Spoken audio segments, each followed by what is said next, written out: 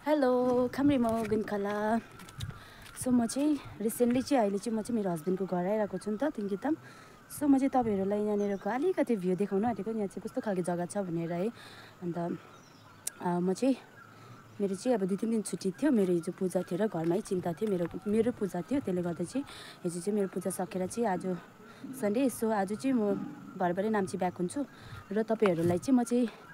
यो भिडियो तर्फ चाहिँ तपाईँहरूलाई मेरो यहाँ गाउँ कस्तो छ र जग्गा कस्तो छ देखाउन आँटेको मेरो यहाँ हस्बेन्डको घर चाहिँ हाम्रो घर चाहिँ र तपाईँहरूलाई देखाउने छु सो तपाईँहरू हेरिदिनुहोस् होला मेरो यो ब्लगलाई सो फर्स्ट अफ अल तपाईँहरूलाई देखाइदिन्छु हाम्रो यहाँनिर चाहिँ यस्तो छ है जङ्गल बिचमा यसरी घर छ है सो यहाँनिर चाहिँ यस्तो छ जङ्गल अन्त यो चाहिँ रोड हो हाम्रो घरको माथिको र यहाँनिर चाहिँ हाम्रो आसूहरूको घर छ यहाँ पनि आसूहरूको र तपाईँहरू देख्न सक्नुहुन्छ यहाँ माथि यो जुन चाहिँ देख्दै गरेको चाहिँ यो चाहिँ स्कुल हो तानेम स्कुल सो त्यस्तो बेसी गाउँै छैन यहाँनिर चाहिँ है अन्त यहाँनिर पनि एक दुईवटा घर छ यहाँ माथि चाहिँ हाम्रो मेमीको घर र यहाँनिर चाहिँ यता साइडमा हेऱ्यो भने चाहिँ यता चाहिँ चर्च रहेछ है अन्त यहाँ चाहिँ चर्च छ हो अन्त यता पनि अब यस्तै छ जङ्गल त्यस्तो बेसी त्यो नै छैन नि त घरहरू यहाँ चाहिँ यतिको छ सो तपाईँहरूलाई यसको हाम्रो गाउँदेखि चाहिँ पारी चाहिँ यो जग्गा देख्छ है यो जग्गा चाहिँ तिङमु यहाँनिर चाहिँ हो यो जग्गा तिङमु पर्दो रहेछ मलाई पनि त्यस्तो राम्ररी थाहा छैन यो जग्गाहरू किनकि म त्यस्तो बेसी यता बस्दिनँ पनि मलाई थाहा पनि हुँदैन र यहाँनिर चाहिँ सबै यस्तो घरहरू पातलो भएको र यो चाहिँ अलिक यस्तो कस्तो भन्नु अलिक स्लाइट खालके जग्गा छ यहाँनिर चाहिँ र यहाँको बेस्ट थिङ के भने पनि चाहिँ यहाँनिरको चाहिँ रोड चाहिँ एकदमै राम्रो छ है यहाँनिर हाम्रो पर अब घर छेउछेउको रोड हेरी चाहिँ भयो किनकि हाम्रो त ढिलो खनेको पनि त हो त्यसले गर्दा चाहिँ यताको रोड चाहिँ दामी छ र यहाँनिर चाहिँ हाम्रो घरको गाडी राख्छ है अहिले चाहिँ अब सर्भिसमा गएको छ तर यहाँ तिङकितामको चाहिँ एउटा बेस्ट कुरा चाहिँ के छ भने चाहिँ यहाँनिर जति घर कम्ती छ र पनि किनकि म चाहिँ यहाँनिर अब यस्तो नि त म एउटा नयाँ जग्गामा आएको होइन जहाँनिर मेरो चाहिँ उता चाहिँ कस्तो छ भने त त्यहाँनिर चाहिँ बेसी घर छ नानीहरू ज्यादा छ अन्त अब हाम्रो लेभलको ज्यादा छ भनौँ न नि अन्त त्यहाँ हेरी चाहिँ अब मेरो चाहिँ यता अब यहाँ घरमा हेऱ्यो भने चाहिँ यहाँनिर चाहिँ ज्यादा बेसी मान्छे पनि छैन हो एकदम अलिकति भए पनि पिसफुल के हो त्यही छ मेन कुरा चाहिँ यहाँनिर चाहिँ बेसी हल्ला हुँदैन ज्याङ हुँदैन हो अन्त त्यसले गर्दा चाहिँ यहाँनिर चाहिँ त्यही कुरा हो त्यस्तो बेसी मान्छे पनि हुँदैन त्यसले गर्दा अब ज्यादा बस्तीमा हुनेर कस्तो हुन्छ सबैजना आफ्नो आफ्नो काममा जान्छ त्यसले गर्दाखेरि अब हाम्रो लेभलको त छँदै छैन हो यहाँनिर त्यसले गर्दा चाहिँ यहाँनिरको चाहिँ अब बेस्ट कुरा चाहिँ त्यही हो कि यहाँनिर एकदमै अलिकति भए पनि पिस छ क्या अब उता पिस छैन भन्नु खोजेको होइन तर भए पनि अब हुन्छ नि एउटा सानसुन भएको जग्गा काइन्ड अफ त्यस्तो खालको यहाँ चाहिँ फिलिङ्स आउँछ र म त अब यहाँनिर ज्यादा बस्नु पाउँदिनँ हो छुट्टीमै कोही बेला र दसैँतिर योपालि चाहिँ बिचमा चाहिँ अब मेरो पूजा थियो त्यसले गर्दा चाहिँ घरको पूजा थिएर चाहिँ मेरो घर आउनु पऱ्यो नभए चाहिँ म त उतै माइतमै हुन्छु ज्यादातर मेरो ड्युटी त्यतै छ त्यसले गर्दा सो आज चाहिँ म भरे फर्किन्छु हो आज सन्डे अन्त भोलि चाहिँ ब्याक टु होम पाक्यौँ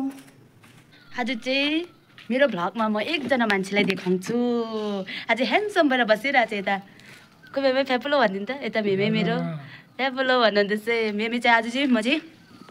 मेरो आजको ब्लगमा चाहिँ हाम्रो मेमेलाई पनि देखाउँछु मेमे पनि पुरा रेडी भएर हाम्रो जसले केस काटिदिएर ह्यान्डसम भइरहेको छ यस्तो गर्नु न टेटेटे गर्नु न यस्तो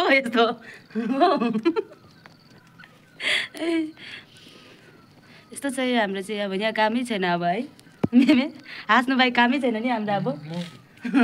पहिला मामुमा जानु न हिँड्नु सक्दैन मेमे र म चाहिँ यहाँनिर अब एकछिन गफ गर्नु बसेको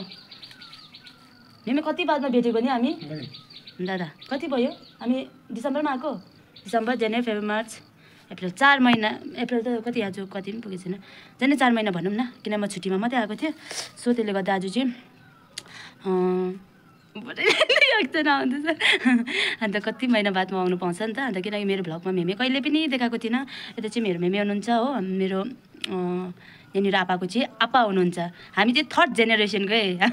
हामी अब चाहिँ 3rd जेनेरेसनको हाम्रो मेमे माम हुनुहुन्छ मेरो चाहिँ यहाँ घरमा र आपा आमा त्यहाँदेखि भाइ छ बहिनी छ भाइ बहिनी भन्दा पनि मेरो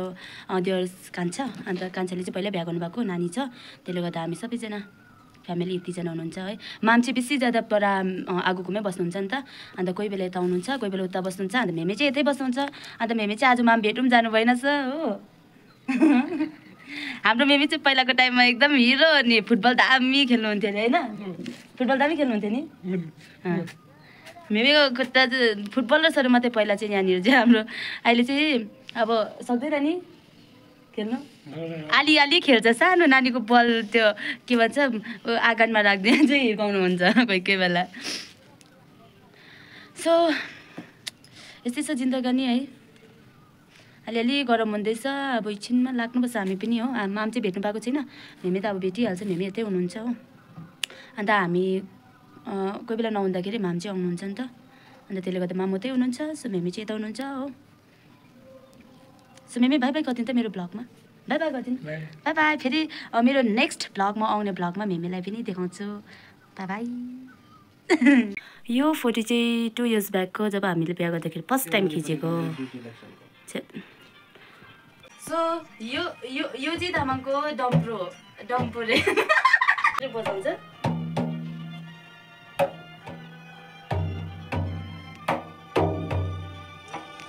चिन्दैन